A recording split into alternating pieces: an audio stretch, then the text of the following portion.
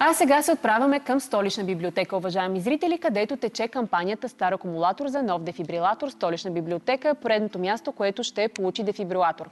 Повече за нея, както и за това какво да правим в кризисна ситуация, в която ни се налага да ползваме дефибрилатор, за да спасим нечий живот, ще научим от репортажа на Лидия Христова и Камен Розов. Вижте!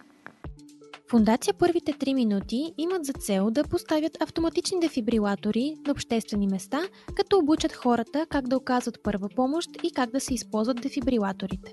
Фондация Първите 3 минути провежда една кампания за Столична библиотека.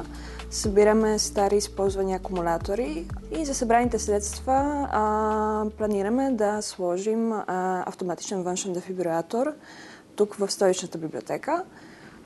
Целта ни е да обучим също и служителите на Столичната библиотека, за да могат да използват това устройство, за да могат да реагират, ако нещо се случи. Докато ние си говорим с вас, на всеки 45 секунди някой човек в Европа получава внезапен сърдечен арест.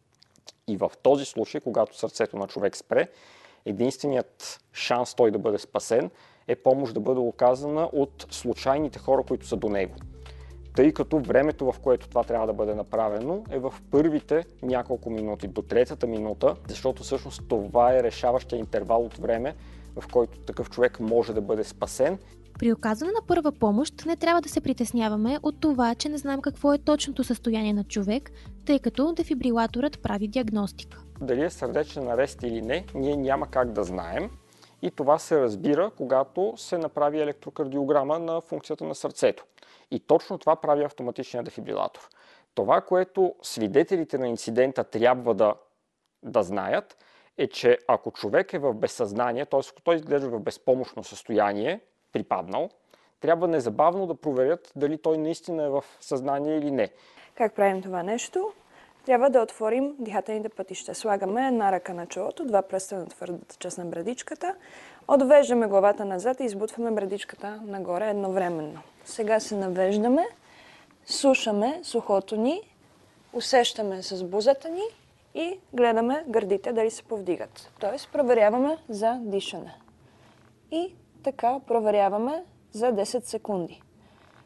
За до 10 секунди трябва да чуем поне 2 нормални вдишвания и издишвания.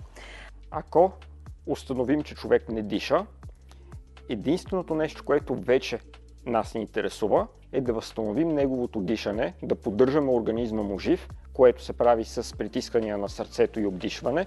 По този начин ние удължаваме времето, в което човек все още може да бъде спасен.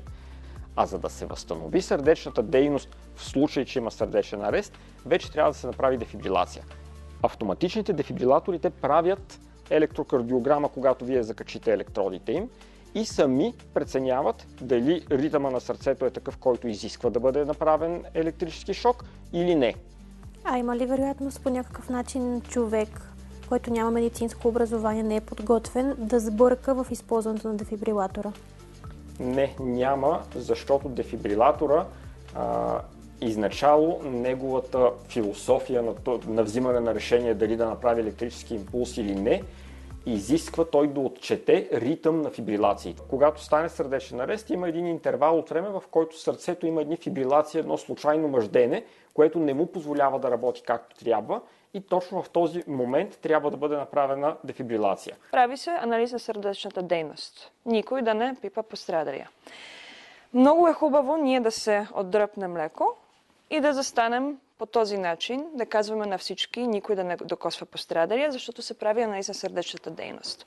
Ако някой в този момент докосва пострадалия, дефибрилатора може да хване нашата сърдечна дейност и дефибрилацията ще се забави. Тоест, отстраняваме всички да не докосват пострадалия. Ако ще каже, че има нужда от електрически импулс, той сам ще каже, ще се направи дефибрилация след 3, 2, 1 и ще подаде електрически импулс, за да дефибрилира сърцето, т.е. да рестартира сърцето. Когато станат свидетели на инцидент, е да реагират, а да не се страхуват. Може би се казва като шега, но лошата първа помощ или лошата кардиопулмонарна ресусцитация е по-добра от никаква. Запазете спокойствие. Следвайте тези инструкции. Не забравяйте да позвоните на 112.